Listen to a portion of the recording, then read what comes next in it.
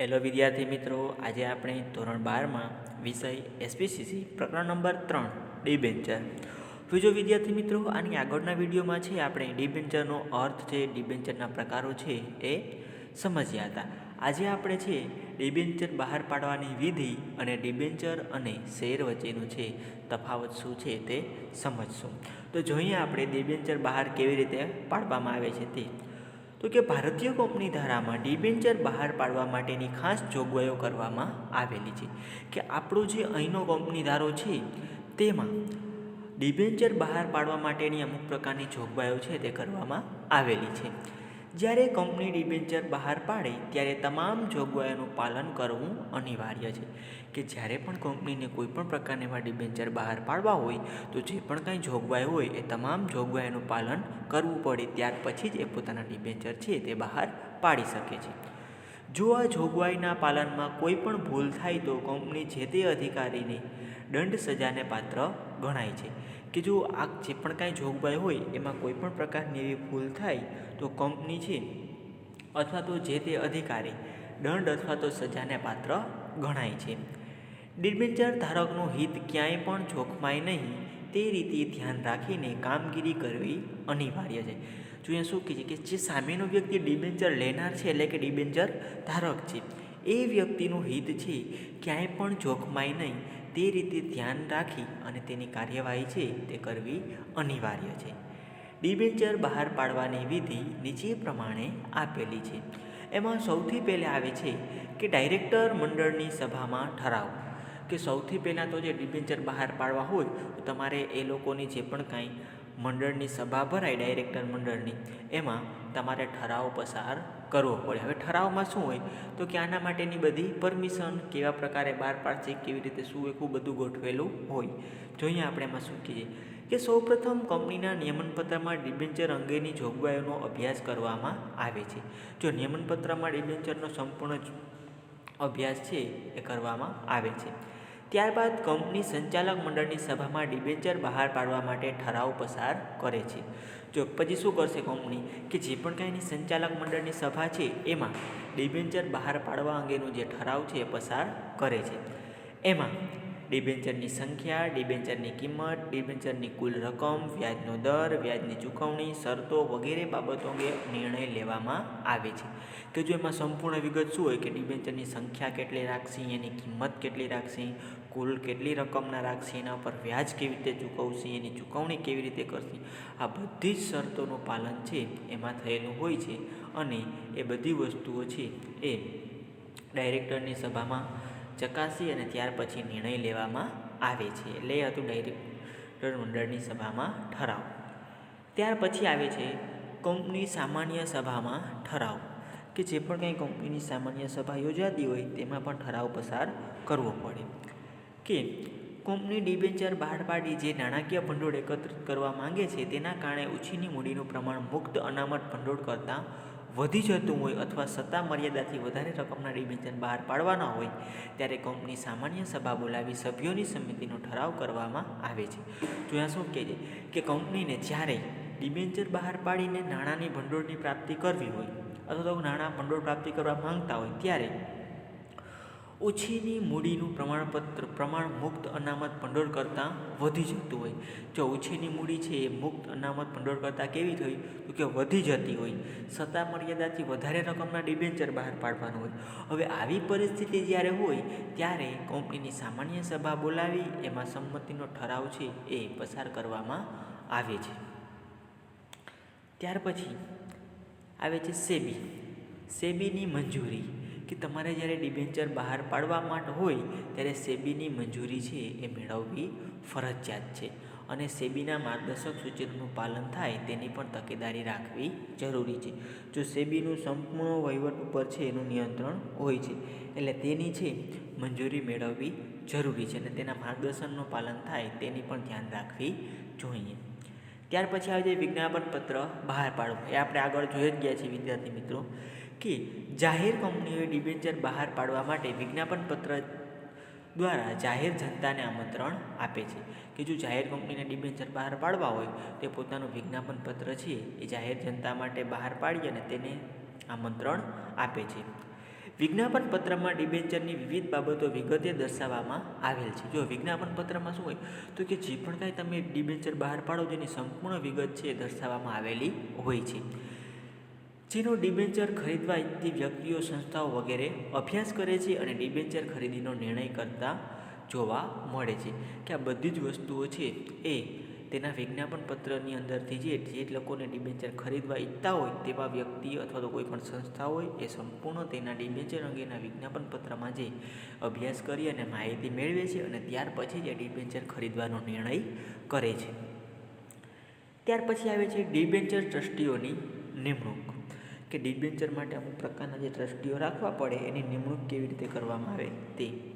તો કે ડિબેન્ચર ધારકોના હિતનું રક્ષણ કરવા માટે ટ્રસ્ટી ધારાની જોગવાઈઓ પ્રમાણે ટ્રસ્ટી ડિબેન્ચર કરારપત્ર તૈયાર કરવામાં આવે છે. કે જો એના કરાર પત્રક છે ડિબેન્ચર ટ્રસ્ટીઓના એની જોગવાઈ મુજબ એ પણ તૈયાર કરવામાં આવે છે. જેથી કરીને જે પણ કાંઈ ડિબેન્ચર ધારકો છે એ બધા ડિબેન્ચર ધારકોનું હિત જળવાઈ રહે એટલા માટે. અને કંપનીના ડિબેન્ચર ટ્રસ્ટીઓની નિમણૂક કરવામાં આવે છે. કે કંપનીની અંદર જે પણ કેવા ડિબેન્ચર ટ્રસ્ટીઓ છે એની નિમણૂક થાય છે. ત્યાર પછી આવે છે બાંહેધરી દલાલો સાથે કરાર. કે અમુક પ્રકારના જે બાંહેધરી દલાલો હોય તેની સાથે કેવા કરારો કરવા. કે કંપનીના સંચાલકો ડિબેન્ચરના ભરણા સંદર્ભે બાંહેધરી દલાલો સંસ્થાઓ સાથે કરાર કરવા માંગતા હોય તો તે આ તબક્કે કરવામાં આવે છે અને બંને પક્ષો શરતો નક્કી કરે છે. કે જો સંચાલકો છે કંપનીના એ ડિબેન્ચરના ભરણા સંદર્ભે કોઈ પણ એવા બાંહેધરી દલાલો હોય બહારના તેની સાથે કરાર કરવા માંગતા હોય તો બંને પક્ષ તરફથી જે અમુક પ્રકારની શરતો મૂકવામાં આવે છે અને શરતો નક્કી થાય ત્યાર પછી જે દલાલો સાથે કરારો થાય છે. ત્યાર પછી શેડ્યુલ બેંકમાં ખાતું ખોલાવવું. કે કંપની ડિબેન્ચરની અરજી અને નાણાં સ્વીકારવા માટે શેડ્યુલ બેંકમાં ખાતું ખોલાવવું પડે છે. કે જો તમારું એમાં ખાતું હોય તો તમે એના ડિબેન્ચર છે એ ખરીદી શકો. ત્યાર પછી શેર બજારમાં નોંધણી કરાવી. કે જો વિજ્ઞાપન પત્રમાં દર્શાવવામાં આવેલ હોય તો કંપની સંચાલકોએ ડિબેન્ચરના ખરીદ વેચાણ માટે માન્ય શેર બજારમાં અરજી કરે છે. જો શું કહે છે અહીંયા કે વિજ્ઞાપન પત્રમાં માહિતી આપેલી હોય તો સંચાલકોએ ડિબેન્ચરના ખરીદ વેચાણ માટે થઈને શું કરે તો કે શેર બજારમાં અરજી કરે છે. પરંતુ જો શેર બજાર આ અરજી કોઈ કારણસર રદ નામંજૂર કરે તો કંપનીએ ડિબેન્ચરના નાણાં પરત કરવા પડે. કે જો શેર બજાર છે એ સ્વીકારી નહીં અરજી એ પરત કરે કોઈ પણ કારણસર તો જે પણ કાંઈ ડિબેન્ચર હોય એ ના નાણાં છે એ કંપનીએ ડિબેન્ચરના નાણાં છે એ પરત કરવા પડે. કોને તો કે કંપનીએ ડિબેન્ચર ધારકને. ત્યાર પછી આવે છે ડિબેન્ચર વહેંચણી પત્રક તૈયાર કરવું. કે ડિબેન્ચર અંગેનું વહેંચણી પત્રક છે એ તૈયાર કરવું. કે વિજ્ઞાપન પત્રમાં દર્શાવ્યા પ્રમાણે ડિબેન્ચર ભરણાની યાદી બંધ થયા પછી આવેલ ડિબેન્ચર અરજીના આધારે કંપની સેક્રેટરી ડિબેન્ચર વહેંચણી પત્રક તૈયાર કરે છે. જો શું કહે છે વિજ્ઞાપન પત્રમાં દર્શાવ્યા પ્રમાણે ડિબેન્ચર ભરણાની યાદી કે એમાં દર્શાવ્યું હોય કે આટલા ડિબેન્ચર વેચવા છે, હવે એટલા વેચાઈ ગયા, ભરાઈ ગયા, બરાબર. હવે બંધ થઈ ગયા ત્યાર પછી પણ ડિબેન્ચરની અરજીઓ આવે તો તેના આધારે કંપની સેક્રેટરીએ ડિબેન્ચર વહેંચણી પત્રક તૈયાર કરે છે. કે હવે આપણે કેવી રીતે એની વહેંચણી કરવી. કંપનીના ડિરેક્ટરોની સભામાં ડિબેન્ચરની ફાળવણી અંગે નિર્ણય લેવામાં આવે છે. કે જો એને જરૂરિયાત હોય તેના કરતાં વધારે અરજી આવે તો એ કેવી રીતે હવે જે ડિબેન્ચર ધારકોને તેની ફાળવણી કરવી તેનો નિર્ણય છે એ ડિરેક્ટરોની સભામાં લેવામાં આવે છે. કોને કેટલા ડિબેન્ચર ફાળવવા તે નક્કી થઈ ગયા પછી ડિબેન્ચરના પ્રમાણપત્રો મોકલવાની કાર્યવાહી કરવામાં આવે છે. કે કયા ડિબેન્ચર ધારકને કેટલા પ્રકારના ડિબેન્ચર આપવા તે સંપૂર્ણ નિર્ણય લેવાઈ ગયા પછી એનું પ્રમાણપત્ર મોકલવાની કાર્યવાહી છે તેને કરવામાં આવે છે. ત્યાર પછી ડિબેન્ચરના પ્રમાણપત્રો. કે કંપનીએ જો ડિબેન્ચરના નાણાં હપ્તાથી ચૂકવવાની શરત રાખી હોય તો પૂરા નાણાં ચૂકવ્યા પછી અથવા જો ડિબેન્ચરના પૂરા નાણાં ભરપાઈ થયા હોય તેમના ડિબેન્ચર પ્રમાણપત્રો કંપની સેક્રેટરી તૈયાર કરે છે. કે જો તમે ડિબેન્ચર કોઈ પણ કંપનીમાંથી ખરીદ્યા પછી તમે હપ્તે ખરીદ્યા હોય કે અહીંયા કેશ આપીને ખરીદ્યા હોય, રોકડે ખરીદ્યા હોય તો એ રીતે જ્યારે પણ તમારી રકમ પૂરી થાય ત્યારે કંપનીએ એ ડિબેન્ચર અંગેનું જે પ્રમાણપત્ર છે એ આપવું પડે છે.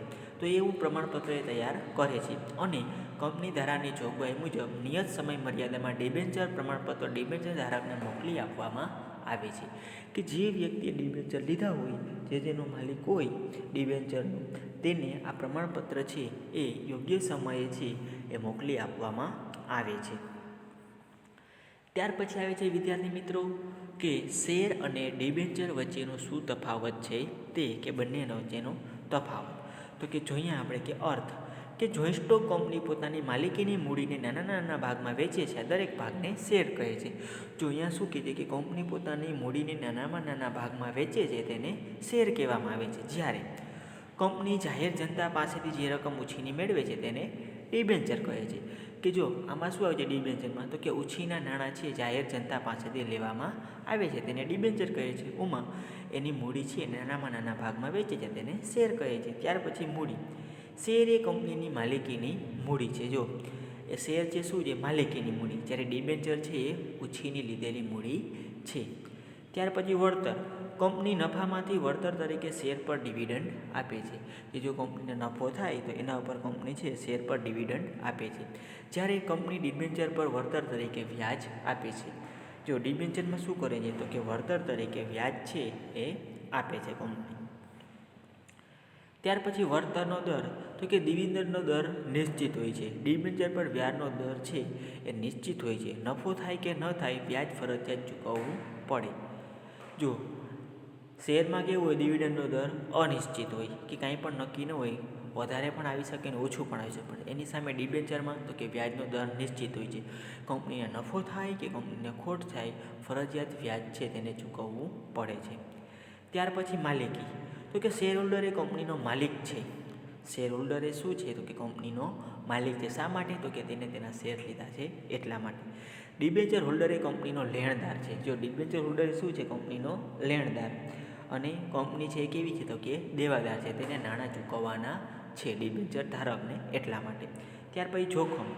શેરમાં જોખમનું પ્રમાણ વધારે જોવા મળે છે. જો શેરમાં કેવું હોય, અનિશ્ચિત હોય ડિબેન્ચર, એટલે જોખમ વધારે છે, ખોટ પણ જાય અને વધારે નફો પણ થઈ શકે છે. ડિબેન્ચરમાં જોખમનું પ્રમાણ ઓછું જોવા મળે છે. કે ડિબેન્ચરમાં તો ફિક્સ જ હોય કે આટલું વ્યાજ તો છે એ પરત મળશે. ત્યાર પછી મતાધિકાર. તો કે શેરધારક હોય એને મત આપવાનો અધિકાર છે, હક છે તે મળે છે. જ્યારે ડિબેન્ચર ધારકને મત આપવાનો હક છે એ મળતો નથી. ત્યાર પછી સ્ટેમ્પ ડ્યુટી. કે કંપનીના શેર ફેરવણી પર ઓછી સ્ટેમ્પ ડ્યુટી ભરવી પડે છે. કે શેર હોય એના પર ઓછી શેર ડ્યુટી ભરવામાં, સ્ટેમ્પ ડ્યુટી ભરવામાં આવે છે. જ્યારે ડિબેન્ચર ઉપર વધારે પ્રમાણે સ્ટેમ્પ ડ્યુટી છે એ ભરવાની હોય છે. ત્યાર પછી નાણાં પરત મેળવવા. કે કંપની જ્યાં સુધી કાયદેસર રીતે હયાત છે ત્યાં સુધી શેરના નાણાં પરત કરી શકાતા નથી. જો અહીંયા શું કહે છે કે કંપની જ્યાં સુધી ચાલુ છે ત્યાં સુધી શેરના નાણાં જે પરત કરી શકાતા નથી. કંપની વિસર્જન સમયે સૌથી છેલ્લે મૂડી પરત મેળવવાનો હક મેળવે છે. એ કંપનીનું જ્યારે વિસર્જન થવાનું હોય એ સમયે કંપનીએ શું કરશે તો કે જેના જે પણ કાંઈ શેરહોલ્ડર નાણાં છે એ બધાને આપી દેશે. ડિબેન્ચરના પ્રકાર મુજબ કંપની નાણાં પરત કરી શકે છે. કે જો ડિબેન્ચરના અમુક પ્રકારના પ્રકાર હોય એ મુજબ કંપનીએ ડિબેન્ચર હોલ્ડરના નાણાં છે પરત પણ કરી શકે છે. કંપની વિસર્જન સમયે નાણાં પરત મેળવવાનો પ્રથમ હક મળે છે. કે જો કંપનીનું વિસર્જન થવાનું હોય તો ડિબેન્ચર ધારક હોય એને સૌથી પહેલે નાણાં છે એ ચૂકવવાનો હક છે. ત્યાર પછી છે મિલકત પર કોઈ પણ પ્રકારનો બોજ ઊભો કરવામાં આવતો નથી. જો શેર દ્વારા છે મિલકત પર બોજ ઊભો થતો નથી. ડિબેન્ચરમાં મિલકતો પર બોજ ઊભો કરવામાં આવે છે. કે શેર છે એના ઉપર બોજ ઊભો થતો નથી, આ ડિબેન્ચરમાં થાય છે. ત્યાર પછી મૂડીમાંથી ચૂકવણી. કે કંપનીની મૂડીમાંથી શેર પર ડિવિડન્ડ આપી શકાતું નથી. કે કંપનીની ખુદ અંગત મૂડી હોય એમાંથી શેર પર કોઈ પણ પ્રકારનું જે ડિવિડન્ડ આપી શકાતું નથી. ડિબેન્ચર પરનું વ્યાજ જોગવાઈ પ્રમાણે મૂડીમાંથી આપી શકાય છે. અને જો ડિબેન્ચરમાં તો વ્યાજ ફિક્સ જ હોય અને કંપનીની મૂડી છે એમાંથી પણ તેને ચૂકવવું પડે છે.